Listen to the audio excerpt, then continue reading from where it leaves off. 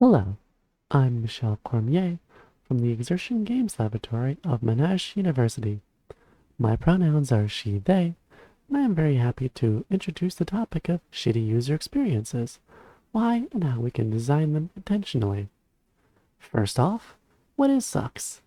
This is a cheeky way of shortening the term shitty user experiences, a playful reframing of experiences often considered poor or undesirable in design.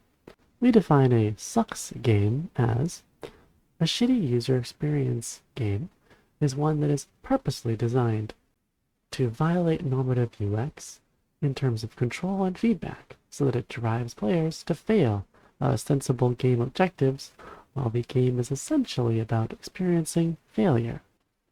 We position SUX as a means of troubling normative game design with clear design conventions that can be used intentionally to create unique and valuable experiences.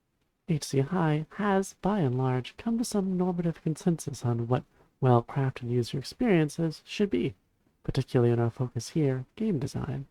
Overall, the emphasis is to remove distractions from the core mechanics of a game, to make the act of playing a game feel natural and unimpeded. One button press on a game controller can move the character, another swings their weapon, yet another jumps, predictable, concise, and clearly defined. However, this also serves to narrow the scope of play. Our process began with a relatively innocuous desire to write a short, pithy paper on unusual game interfaces, which expanded out to a literature synthesis and reflective thematic analysis of over 30 games. Reflexive thematic analysis was performed in an iterative fashion, first pulling together a collective list of potential games that evoked a shitty user experience. These games were chosen by the authors from their position as both well-played individuals, where well-played means much the same thing as being well-read, but in the field of video games, as well as being published game developers in many cases. Individually, we coded these experiences, then reconvened to begin developing those themes. This development of themes went through multiple iterations of coding and review. The final themes used the MDA framework as a means of providing context to the results and better illustrate a narrative of intentional design. The MDA framework provides us a scaffolding for our themes, one that we feel will make them more useful to aspiring developers and researchers. MDA stands for Mechanics, Dynamics, and Aesthetics. In this context, mechanics refer to the designed portions of the game, the code, the game mechanics, the art, the music, and so on. Dynamics refer to the discrete states that the game and all of its components can take. A game over is a classic example of a dynamic. The game is in a state where the player has lost. Dynamics arise because of the mechanics of the game. Aesthetics arise from the summation of these dynamics, where aesthetics are the emotional experiences of the player. In this way, mechanics create dynamics, dynamics create aesthetics.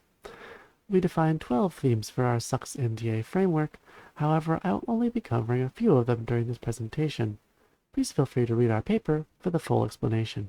SUX mechanics are best summarized as a manipulation of the player's expectations for how the game player interaction is meant to operate.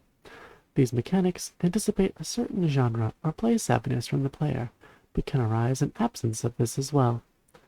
Mismatched controls are best evidenced by situations such as the paper bag from Stray, where a player can opt to wear a paper bag on their cat avatar's head. This causes all of their movement inputs to become reversed. This can also refer to controls that are unclear or inconsistent. Another SUX mechanic is overly concrete controls, which best describes game controls where multiple or complex button inputs are required for comparatively simple tasks, such as QWOP, where you must control a runner's thighs and calves separately. SUX dynamics arise from these mechanics. Taking QWOP as an illustration, we can already see how many small mistakes with the obtuse control scheme can cause many minor failures. These minor failures do not result in a game over, and the player can conceivably course correct before things get out of hand. But, assuming they do not, there is a distinct loss of control. This dynamic is common to many SUX games we reviewed. where, through some combination of minor failures, the player has lost all control over their character and can only watch helplessly as they tumble to the ground. As we've seen, a session of QWOP can last less than a full second of real time. However, the process of restarting the game is a single button press. A single tap of the spacebar will restore the player to their starting position. This fast failure means play moves swiftly and failure does not impede the player from trying again and again. And we have the aesthetics. Once more returning to QWOP, if one is able to create an effective rhythm after many failed attempts, a player can feel the hard-earned satisfaction of success. And every failure up until that point occurs with an absurd spin, a tumultuous crash, the cartoon crunch of bone. Ostensibly, the experience of playing QWOP is shitty. The controls are obtuse, the physics of the game itself is unforgiving, there are no checkpoints and no extra lives. But the game is fun. The spectacle of failure and the desire to keep trying until, or if ever, you succeed is quite palpable. And if we have success, we must have failure. In I Am Bread, the player directs a slice of bread across a room in a quest to enter a toaster and become toast. In the process, the bread is covered in rubbish, condiments, trash, insects, and worse. The extent to which the bread can be rendered disgusting is at times somewhat shocking, while other moments revel in the joy of absurdity, such as toasting oneself on the exhaust of a toy rocket as it careens around the room. With that in mind, let's revisit that earlier definition. A SUX game is one whose mechanics are purposefully designed to violate normative UX in terms of control and feedback, so that its dynamics drive players to be unable to achieve ostensible game objectives, while the game's aesthetics center engaging with failure rather than achieving the objectives. The normative idea of game design would say that, at some point, the game is meant to be won. Failures are stepping stones to success. SUX says this does not need to be so. We can engage with those failures and create meaningful experiences from them. And this is why SUX is important. Shitty is not being used as a pejorative statement of judgment about the quality of the experience. Instead, it is being used to frame this discussion outside of the precise, overly technical language used in academic discussions of desirable experiences. We use shitty to describe these experiences because it centers the vulgar, the human experiences of play. Tunic, an award-winning game that is, by all industry standards, a massive success, buries its game documentation within the game in an unknown alien language. Discovering how to play through trial and error, through fast and minor success and failure, is a crucial part of the experience. The controls are not only obscured in this way, but require extremely precise timing as well.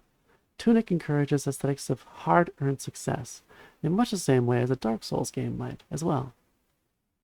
So how can we use the SUX MDA framework?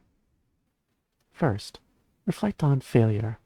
What value does failure add to a design? Whether it's a video game or a piece of interactive software, we must consider what will happen and what does it mean for a user or a player to fail. What does it actually provide to your experience? 2. Use mechanics, even the control scheme of a game itself, to encourage reflection on a game's themes. 3. Recall that learning to play and learning to play well can be an entertaining part of the play experience itself. 4. When playing a video game, your player will fail. That experience can be as memorable and entertaining as its success. This also applies to interactive design software as well. Your user will fail to use your software correctly, and it is important to still have planned for that. 5. Engaging with failure, with feelings of frustration, anxiety, stress, and disappointment can create a richer narrative overall. Engaging with those otherwise negative feelings increases the diversity of experiences that are available to us in games and in the narratives that we experience. Thank you.